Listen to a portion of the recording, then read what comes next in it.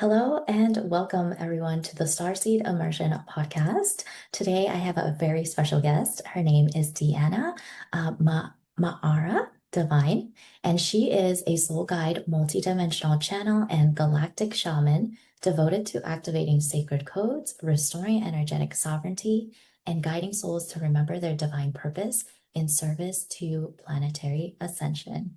Her mission is to empower awakening souls to embody their highest frequencies and to live with clarity.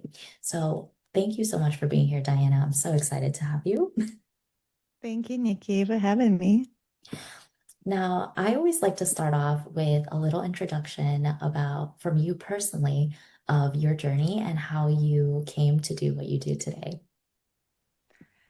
Sure, it's been a long journey. Of, I don't know, in this lifetime, I always say like 25 years and more. And 25 years is just because more was conscious, where I feel like I came online and started feeling energy in my early 20s. But really, it's such a much older journey than that. And yeah, this journey's taken me to many places around the world. I wasn't born in the US, so I was born in Soviet Union. I grew up in Israel, and I've been in the US for a while, but I've traveled around the world. I've done a lot of shamanic ceremonies in the jungles and been in Southeast Asia, all kinds of places around the world where I feel I re-remembered my journeys in other lifetimes on Earth, and especially in Middle East, and remember the path. You and I were just talking the path of the rose lineage, and I don't call it that path, but I definitely the Atlantean path, the path of the wisdom keepers, of those of us that came from other star systems. And I hear to, we're the OGs. We've been around the block. And in that path, you start with shamanism, you collect a lot of tools from, breath work to being a facilitator in Kundalini activation, sound healer, and everything and anything, a merit of things that you weave together.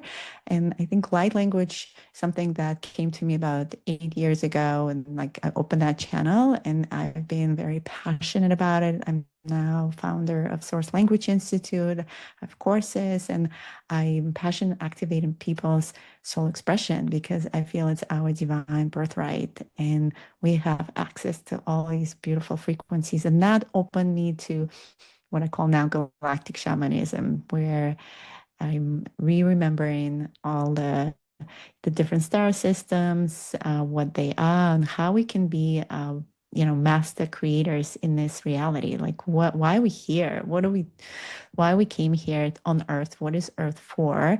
And how and if we zoom out into like the galactic story of an evolution of the soul, I help people just, find themselves in their soul journey.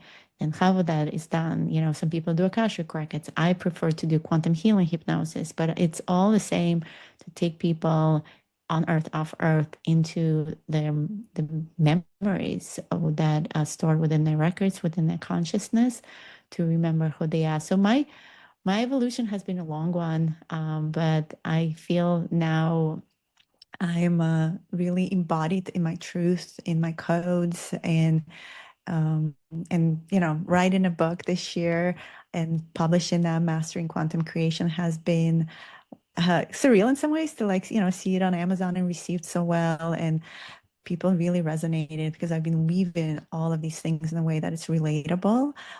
Because sometimes these quantums are concepts and are like so over people's heads, right? So depending on where they are on their journeys, so it's like you want to make it relatable through stories, through your own story.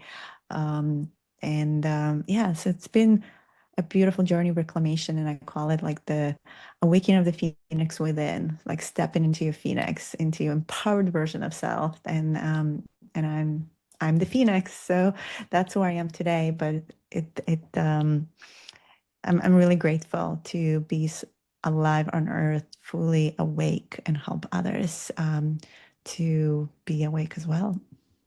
Yeah, thank you for that. One of the things that immediately came through was like, what's the difference between, just knowing that there's more out there versus like actually taking the journey to remember your lifetimes? Like, why does that serve us, right? Why is that important?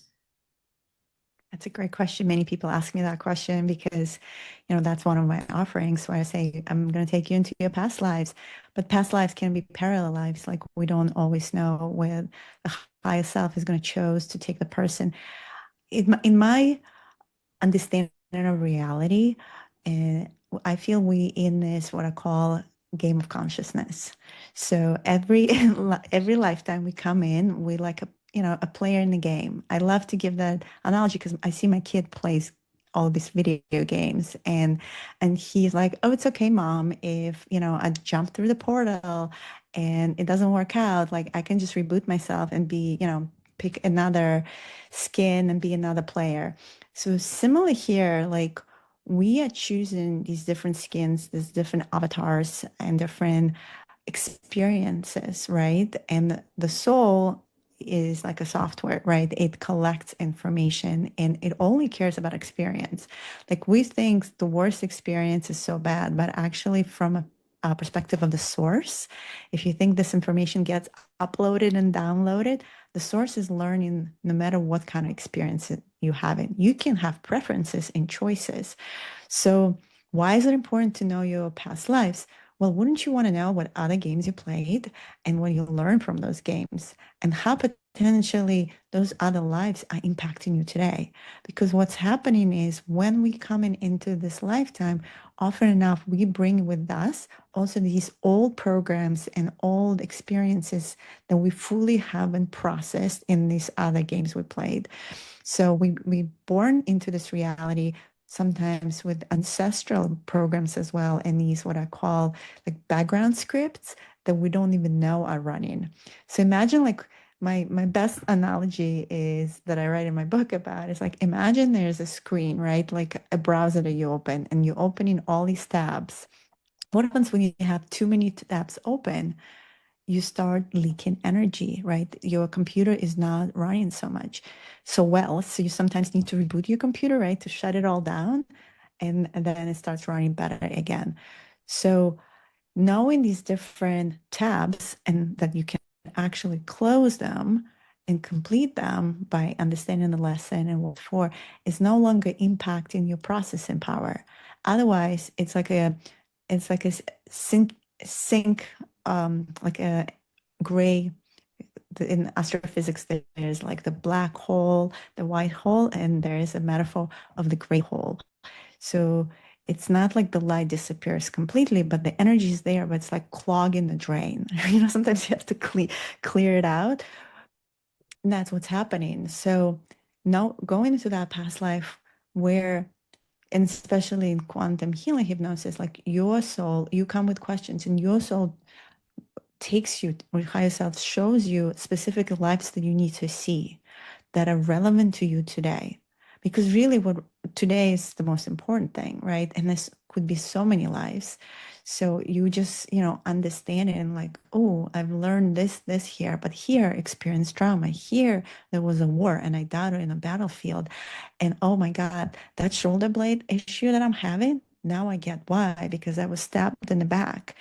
Like these little pieces of the puzzle all of a sudden like such a revelation, and you start understanding that some of it is actually in your physical body. When I do healing uh, in group work, when I do kundalini activation, I can see them as blocks of energy. They're like knots in your energy field that need to be cleared out, or sometimes on the body, right? And it's like deep in your cellular memory, in your tissues, in your organs, in your chakras. So our role is to clear out, to close the tabs and reboot and get to the core of who we really are. But the other analogy I like to give it, it's like unpeeling the onion. Every time you remove a layer, you cry, you like, and then how can we go deeper and deeper, deeper into who we are really are? We are angels. We are these beautiful star seeds with really gorgeous high vibrational frequencies. We come from, Andromeda, Arcturus, Sirian, Lyrans. Like, I mean, we're talking about really high dimensional matter. And it's been densified here to have this experience. And it's been rough. It's like if we were to choose a game, I think Earth is hard mode. This is something we train for. Like, honestly, anyone who volunteered, and we all did, we knew what we were coming for. Like, we knew this is like the bottom of the pit. This is the hardest game you can play. And I think it just helps to have perspectives, and know what to address and how to heal it, and know that sometimes these sadnesses we feel, or feelings of abandonment, like a lot of Lyrans feel, or because we lost the planet, or all these other things that we experience, when we have the context for it, it just starts making sense. And I feel anyone who's done work with me usually puts those dots together, and there's always like a deeper healing process that happens. Yeah, that's beautiful. I love your analogy. It does make it like, it reminds me of timelines because we talk about timelines, but sometimes it's so hard to understand what timelines are. But your analogy with the computer and the tab, it's like, yes, you have multiple timelines operating all at the same time, and it can slow you down, right?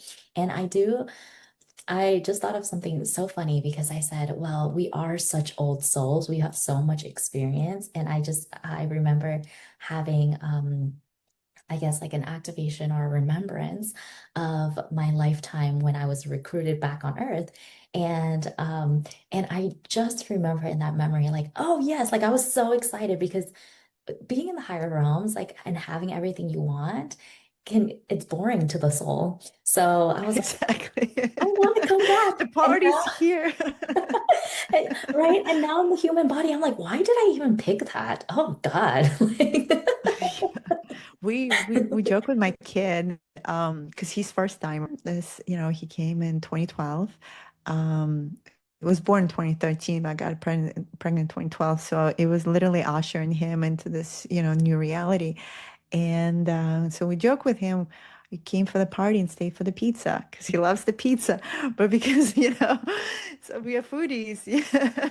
And, Arcturians, Andromedans, sometimes Palladians, they don't really have food. It's all like plasmatic matter liquid. And he loves to sample all kinds of pizzas. So, and it's a joking thing, but there is truth to it, right? Like yes, some sacrifices we made to have this experience, to understand how it is here. And yes, it might be challenging for sure. But initially we had excitement because we didn't really know what we signed up for fully. Until you hear, you really don't know. Yeah, it's compressed. It's compressed, especially for those of us who are coming from really high vibrational starseed realities, right? So where everything is very fast. So for someone like him who's an Andromedan, everything operates so quickly there. Like you said, like everything manifested, but also technologically. And Yeah. here it's everything is so slow. So it's like, learning how to sit in stillness and slowness of it all is challenging. Yeah. These children, they like hypercomputing. And that's this generation. I can only imagine this coming generation that is going to be born in 2027. I think they're talking about like the rave children. They're going to be hypercomputing even faster. So they're just more refined versions of us. That's what it is. Yeah. Wow. So, like, I'm wondering if you have been able to tap into like even your son's energy or like the kids coming through in 2027. Like, what is the difference between I guess, each wave of star seeds coming through? Like, what is our mission? What is like, why are we here? Right?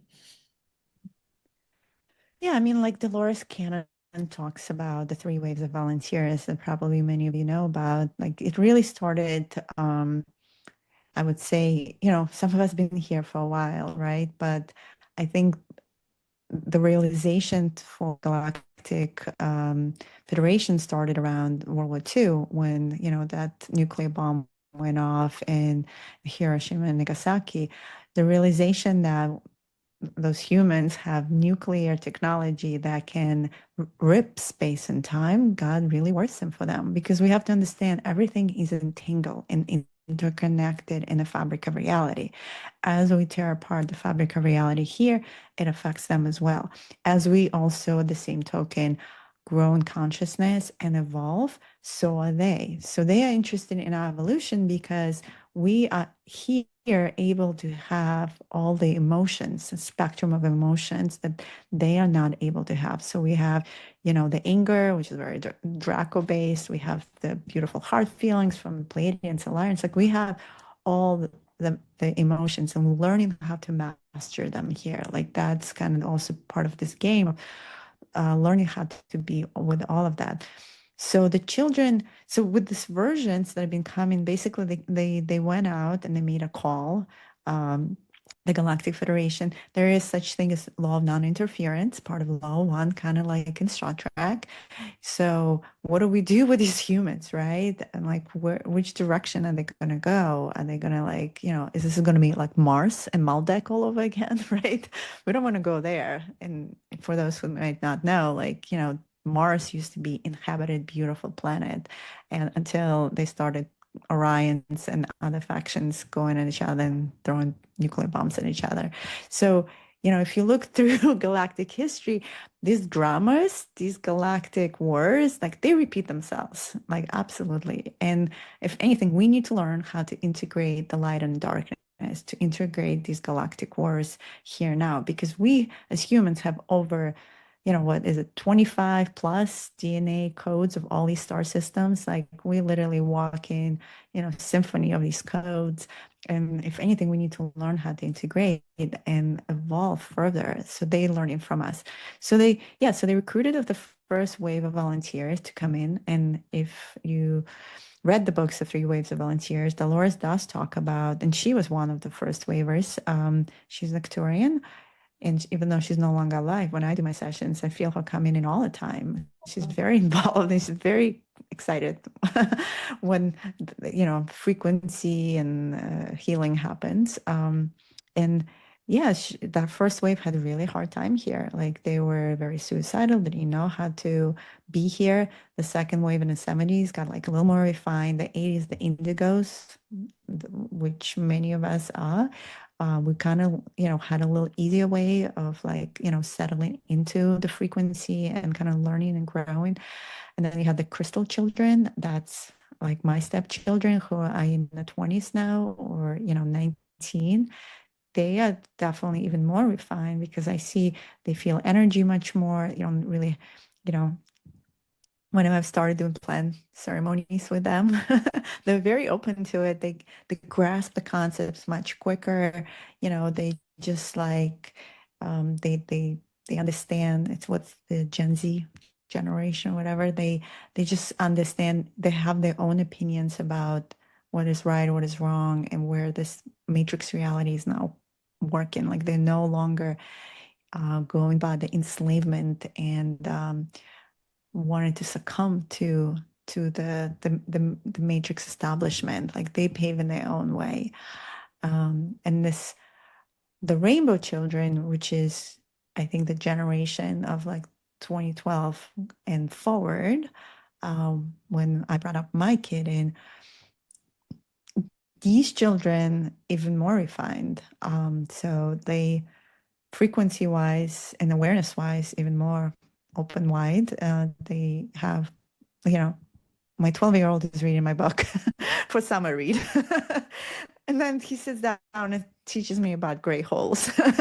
Nikki, sometimes I'm like, what are you saying? Now, can you just like interpret it in a way that I can understand? Like sometimes he like goes off, like when my husband, who understands astrophysics really deeply, like into these tangents that we're like, whoa, like we can see how he sees reality and how he grasps it even faster. Like he's processing power is much faster. Also, he has less tabs open, Nikki. Like he has other maybe issues of learning how to be here and like doesn't feel very comfortable because he's super compressed. It's like taking his big bean and compressing.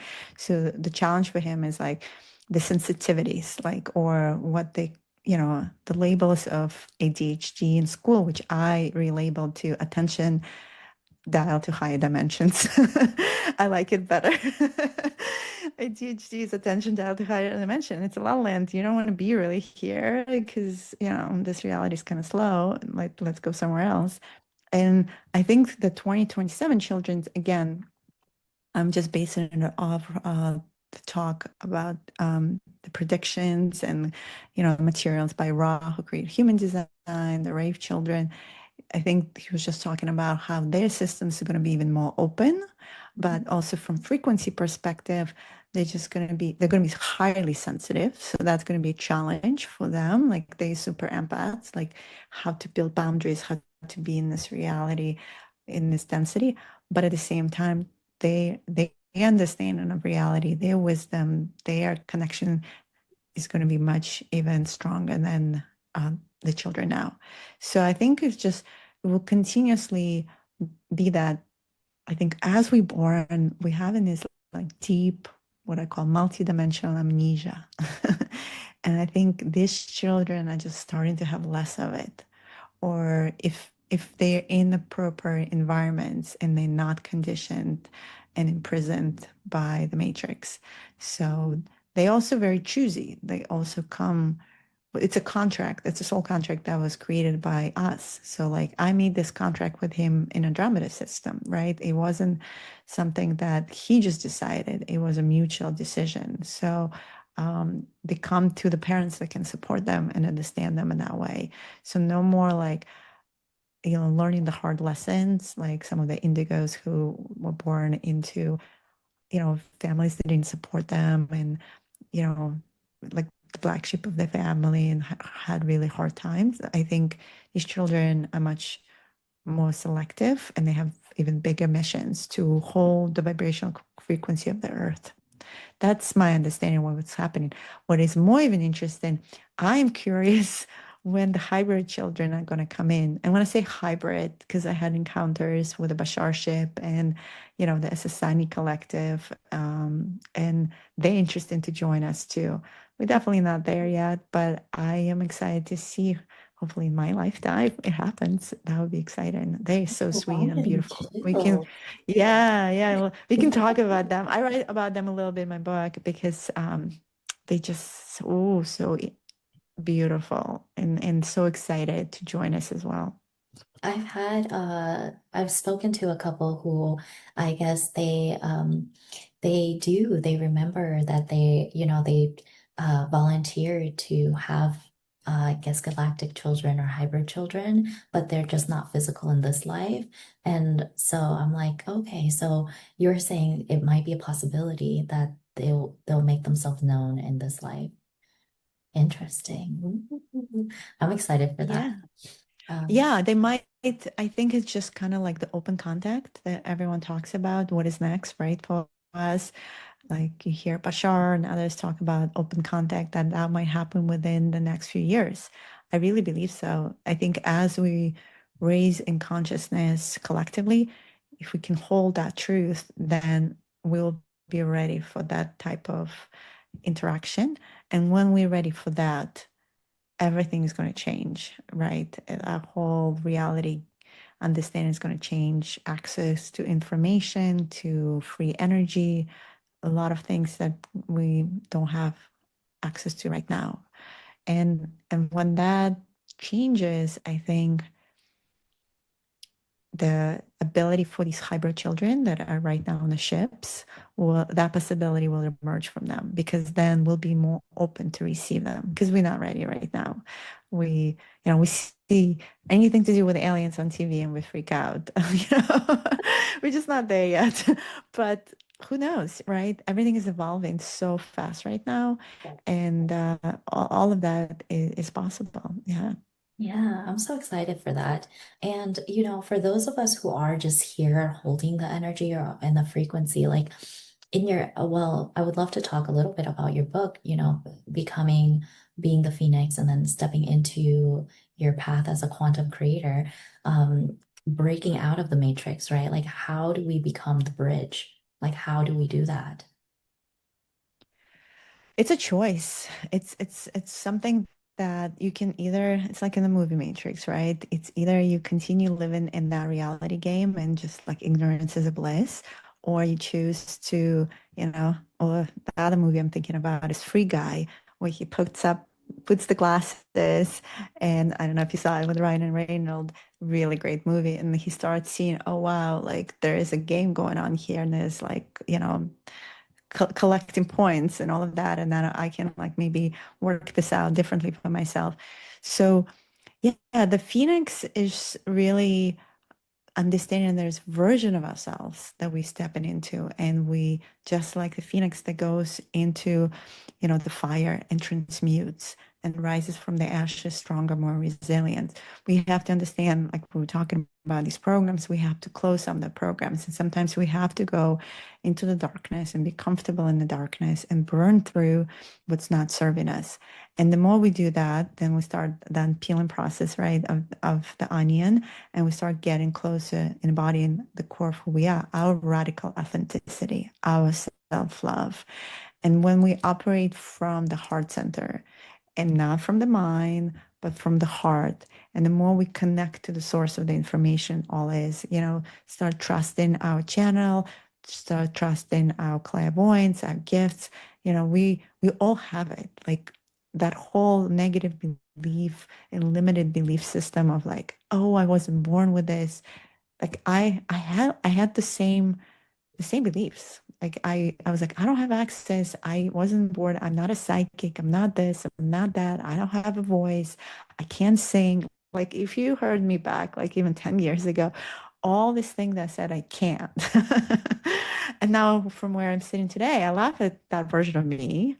That version like is so far away than this Diana self. And it's so interesting because that version had like I was going by my nickname of Dina. And when I stepped fully and embodied all of that, the presence of who I am today, and it's like I start using my full name because I start resonating with that frequency of Diana, which is the goddess. She's much more empowered.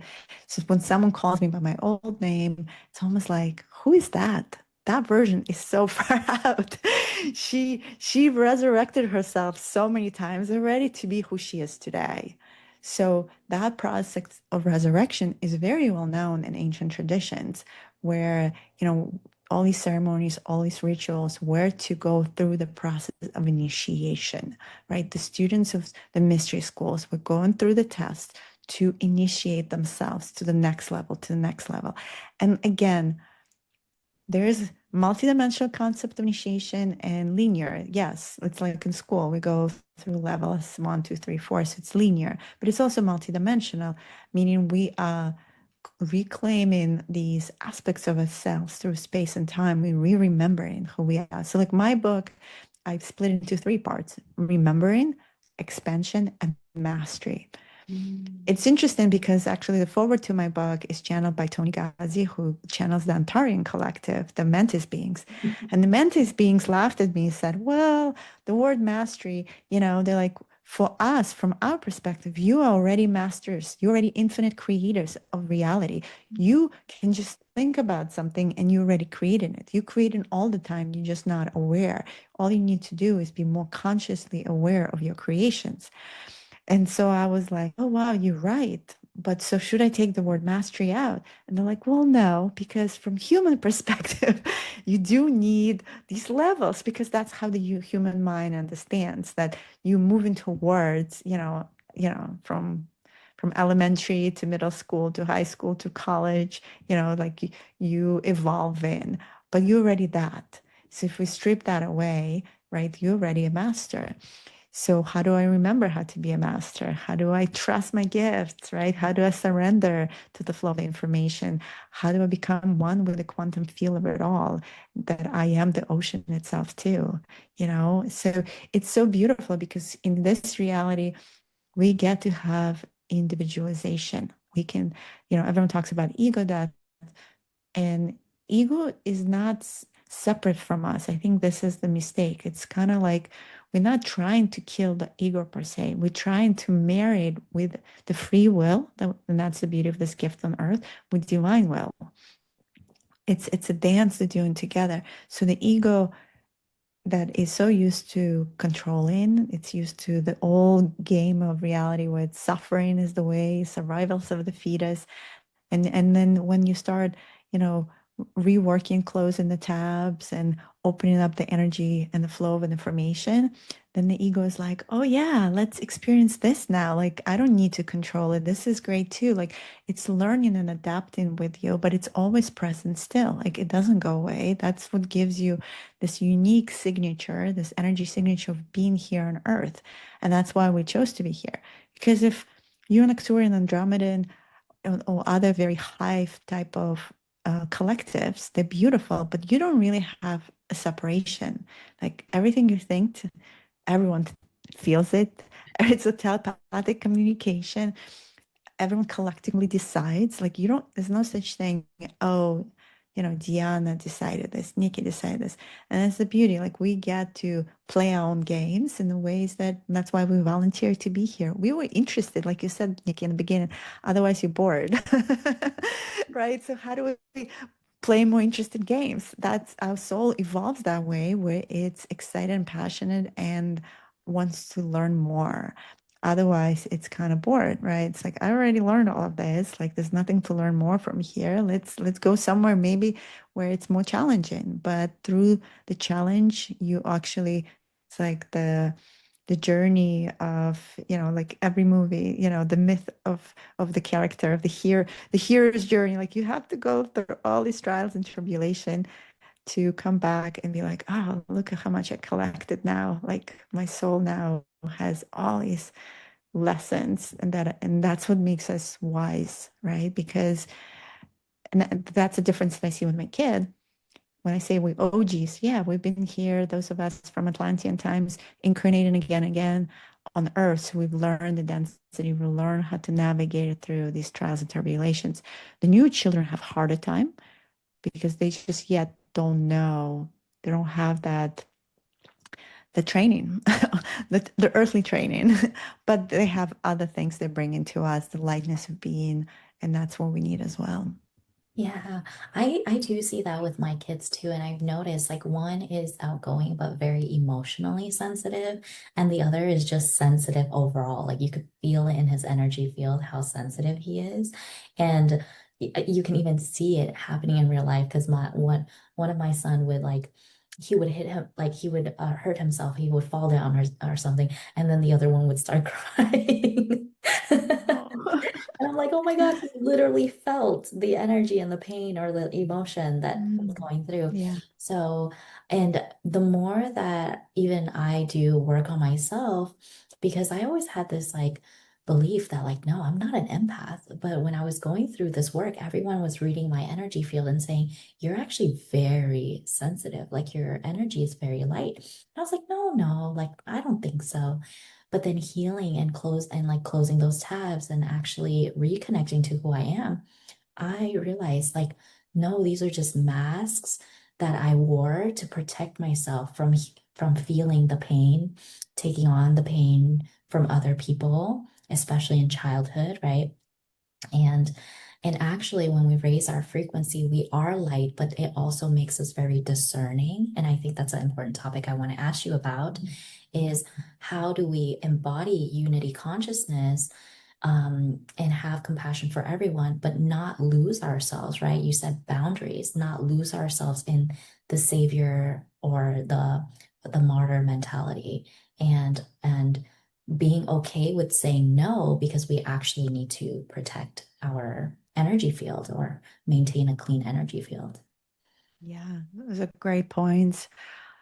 Well, the first point I want to address, like about not feeling, I see that a lot too. Um, Sometimes people have what's is also called a heart wall. Um, so they have literally this energetic, and I clear for many people heart walls actually, in females and males.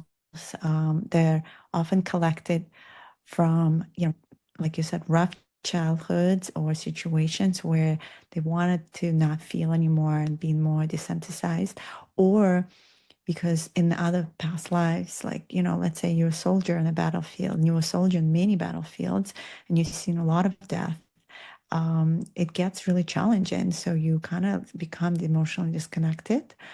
And sometimes you choose to also not feel or have your power. I'm seeing that with a lot of high priestesses because of their power. They were, burned as witches at the stake, or other family members were interrogated and burned as well. So you kind of start thinking that power equals danger. It's not safe anymore. Therefore, we put these programs in our fields to stop our power. It's like a valve on and disconnected ourselves from our gifts. And so reclamation of power is a big part of this work as well. Um, so that's one point I wanted to bring up, that yes, that is the work we have to do. And it's like, how do we feel again, right? Because now, how do we connect to our gifts again? And knowing we did that to ourselves because we had to, because situations were hard, and it was just part of preservation of the soul, or whatever choices we made. And so we do have to come to this place of compassion and love towards ourselves. And this is the journey, right, of all of it. Um, your second question was on how do we remind me your second question? So like the second part was like maintaining our boundaries with the, I guess like Maintaining without our feeling, boundaries, right? The right, without sovereignty feeling aspect. guilt, right? Like, because I know like in the beginning of my journey, I had quite a hard time with this of like, so we are all one, we are all unity consciousness, but then the individual aspect of like, we actually have to be able to maintain our own boundaries to keep our vibration high. That was a really hard concept, right? Boundaries was a hard Yeah. concept for me. Yeah, I use a lot of, and I have a whole chapter on sacred geometry. I use a lot of sacred geometry actually for stabilization of the field and for building those boundaries. And it helps a lot. Like I have very complex geometry in my own field that I've built over time. With my partner, we've realized this is, at the end of the day, we all geometries. And it's like the more complex the geometry, the stronger the boundaries, and claiming sovereignty, right? So sovereignty is such an important right because, like you said, like discernment, there's so much information, there's so much noise, even within new age communities, right? So you have to come from your own like understanding of self. In ancient Egypt, they talked about the law of Ma'at, of the balance, and if you had a good life and you followed all the principles, your heart at the end of life was weighted against the feather. So that means like you were living in integrity. Your heart was lighter than the feather. Like you could actually pass to the afterlife. And so for me, integrity is such a big thing. Not everyone is integrous. Not everyone is operating from the heart or follows the principles of Ma'at. So then you have to claim dominion of sovereignty of your, yeah, of your energy field, like you said, of your purity. Especially those of us who are channelers, like we want to be the clearest divine instrument we can be. And so the work we're doing, in working on our vessels, and it's important that our vessels are pure. But at the same token, I've worked a lot through the years because I did a lot of shamanic work with energies that are low frequency. Not afraid of them. Like I work with them. I know how to transmute them. I've done a lot of depossession work. And I understand them. And I also have compassion for them. They all have places, right? It's just different frequencies. They're just at different vibrational realms but they do sometimes come in as entities, as attachments, as all kinds of things that siphon in energy from others, and not always by uh, consensus, right? So then at the end of the day, it's like, you do make a discernment, and you're like, no, like this is the boundary. No, you do not belong. No, you haven't passed the energetic handshake. You are not in my vibrational frequency, and therefore you don't have presence here. And so the more you're anchored in your own beingness and your frequency, they won't even be able to come in because your frequency gets elevated. And if you have this, like the shinier you are, the stronger your light is, the bigger is your aura. Like if you are the strong, like, I'll give you an example. New York City, you grew up, Nika, here, so many people, on the streets and on the train. And I remember back in the day, like I would take the train, and sometimes it was just, fine, like you kind of just not involved. And sometimes you're like, no, like this energy is, I see how it's affecting everyone here and does not belong here. So I did what I had to do. And sometimes it's just as simple as you radiate your light. So you feel the space instead of contracting, because a lot of empaths I know tend to contract. I don't want to feel. The sovereignty, the embodiment here is that you're the goddess here. You radiate your goddess, energy field all through the whole train, right? You shifting and transmuting to higher octave because you're the angel here. And so stepping into that and taking that responsibility is a big thing. Some people don't want to play those, and that's what makes you a master, by the way. What's the difference between a master and not a master? Is that is claiming dominion, is making that decision of what is right and what is wrong. Still within the law of one, still within Ma'at, or what is integrous. And I feel that opens a whole understanding of self. But I completely agree with you. Like this is very important conversation for those who are on the journey of reclamation of self and remembering themselves and really claiming I am. I am love. I am sovereign. I am free. I am goddess. I am God. We are gods and goddesses walking on earth, and it's time for us to take that on and no longer play small. Yeah, and I think what you mentioned about integrity is very important because, um, like I was tuning into two different experiences that I've had, and I could see how like where does the morality lie, right? Like sometimes we see people in the streets and we want to help them by giving them money.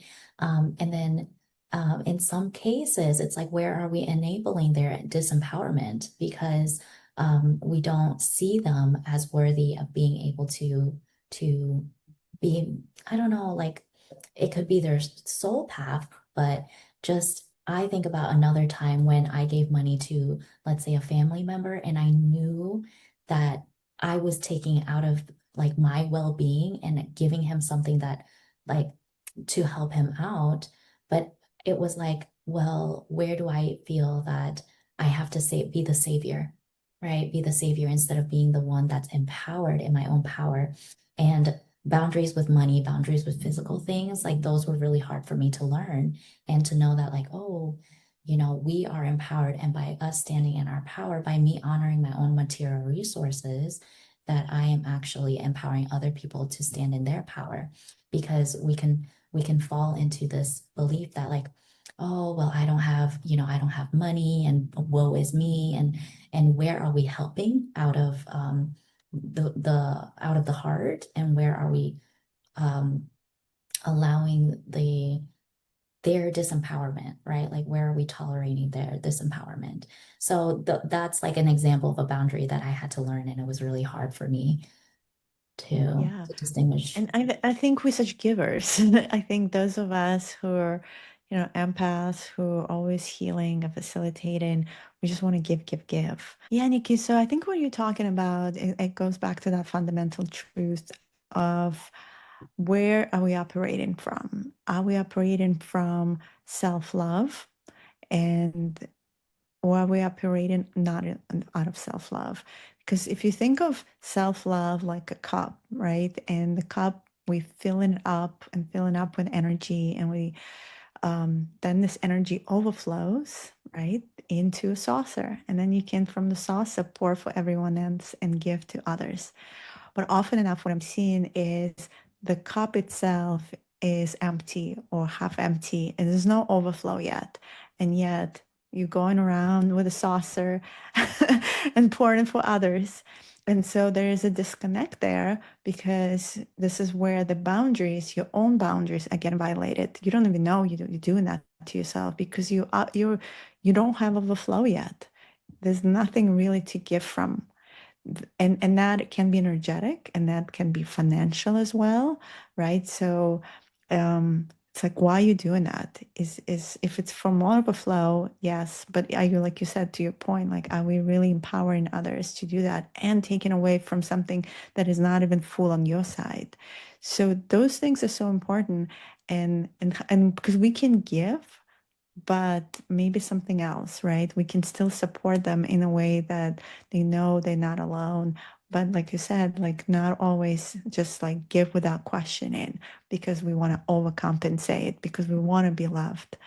We don't need love from them anymore because our cup is full now. It's overflowing. We're constantly overflowing internally from the source. And now from that place, it's like, oh, yeah, I'm so abundant energetically, financially, wherever, that I can now give. I can really give. So it's so important to balance that out. And where are you, like scanning yourself today? How filled up is my cup? Am I getting close and it's overflowing? Or I need, I'm really draining there. Like it's getting to the bottom. I need to take time off. I need to recover. I need to, you know, maybe have that massage done or meditate, a couple of times a day. Like self-care is such an important aspect of it. And like with everything going on energetically right now, with the sun, with the cosmos, we just energetically going through so many tests. Like we really constantly have to test ourselves and scan ourselves and have like the very, truthful assessment of where where we are in our cup. Hope that metaphor. I love metaphors. That That was metaphor helped too. perfect. It was because you're absolutely right. Like, where was I giving out of like when my cup wasn't even full and I was giving more and more and more, right? Um, so thank you for that. And I would love to invite you to share, like, I know you wanted to pull a card for us and do some light language. Was there anything in particular intuitively that you wanted to share with us? Well, let's see what the card says, and I think based on that, we'll know where we're going with that. Because I'm open to whatever feels right for the audience. So whoever's listening to this, it will be just right for them. So these are the ancient codes quantum deck that actually came together as I finished the book. I was working on the cover, and specifically, I was working on this very complex sacred geometry with my friend. It has a lot of codes in it.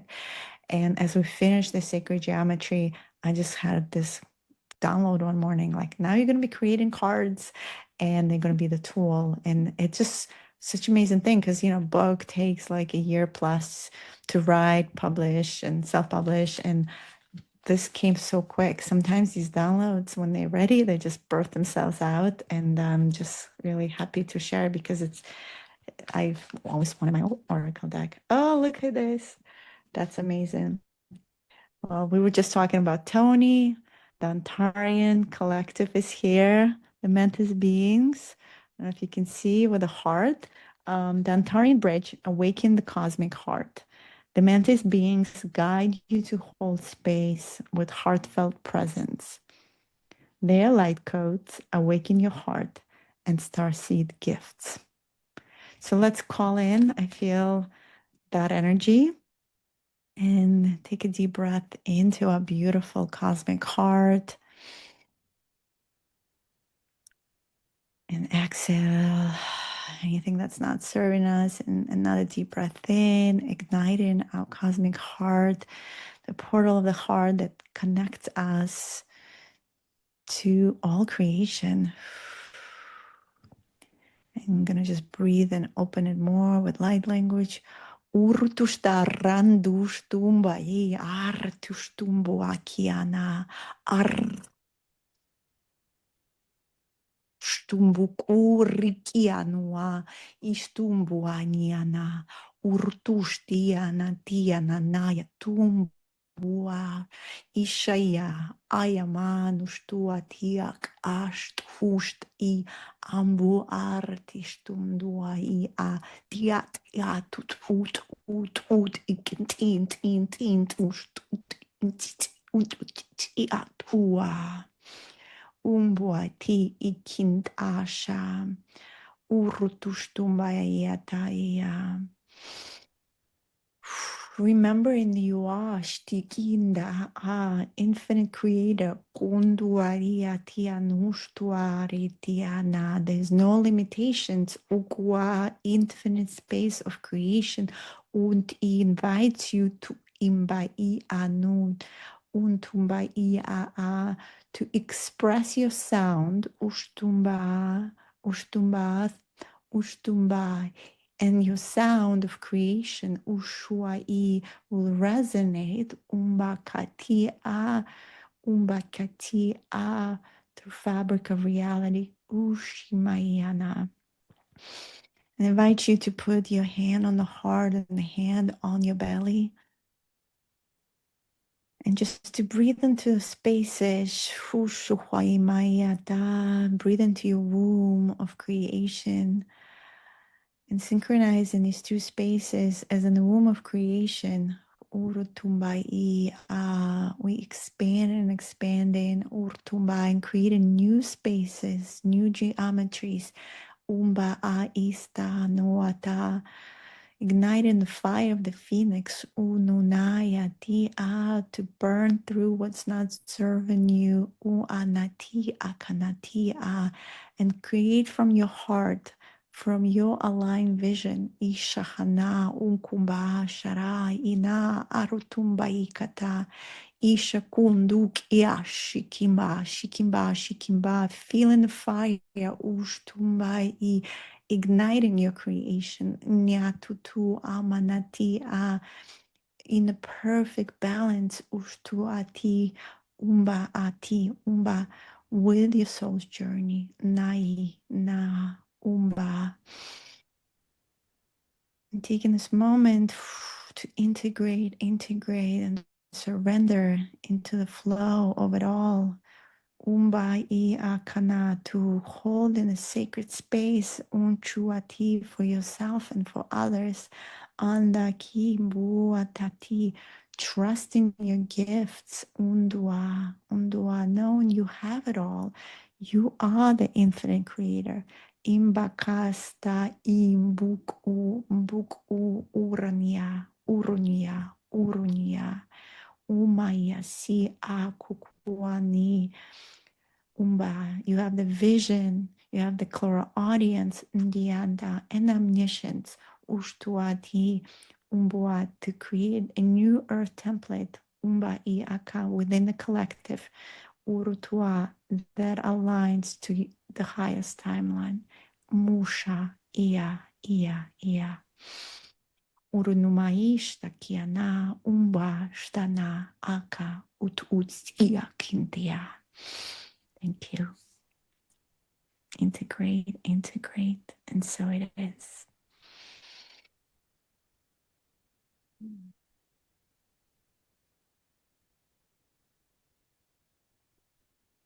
Thank you so much, Deanna. That was beautiful.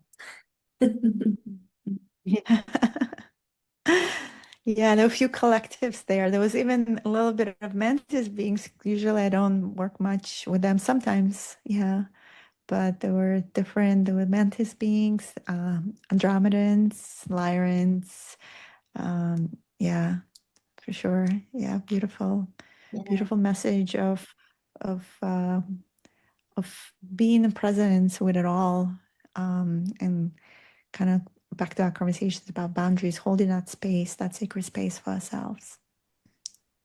Thank you.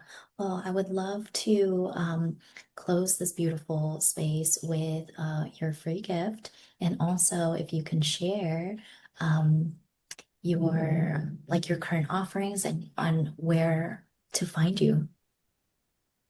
Yeah, thank you, Nikki. Yeah, you on my website, Diana Divine, or spell this dianadivine.com, you can find free quizzes. So dianadivine.com/starseed, you can take a quiz that if you go to questions, will kind of show you which possible starseed you are based on your qualities and answers. I also have quantum archetype, so it's just like how do you manifest, how you create. And September is a beautiful, busy time. So follow me on Instagram. I'm on Instagram, Deanna M. Divine. There's few things. I have a course, a webinar that I'm doing with Chrissy. She's an enlightened channeler on quantum self-activation during the eclipse portal on September 18th. On September 22nd, there's also source language activation free webinar available. And there's also a documentary that's coming out through Portal of Ascension on the equinox day as well, which is September 22nd. And I'm in it. And we talk about all these crazy starseed journeys we're all having. So a lot of beautiful ambassadors of light that some with them you might know, like Debbie Solaris, Vivian Chavette, and others. So yeah, so those are some of the offerings. So yeah, September 18th is going to be really powerful, beautiful webinar where we're going to dive even deeper into some of these topics with Chrissy. So find more information on my website or the Instagrams. That's the soonest upcoming events in September. Yes. We stepping into the eclipse season and a lot of things are happening energetically. Yeah. Yes, oh my goodness. And it's perfect timing because when this episode goes out, it is literally the following week that's coming up. So you guys already have access to the links. I'll put Deanna's links below in the description box. So thank you again, Deanna, for being here. Thank you, everyone, for being present, sharing your light with us. And with that said, I will see you guys in the next episode. Bye.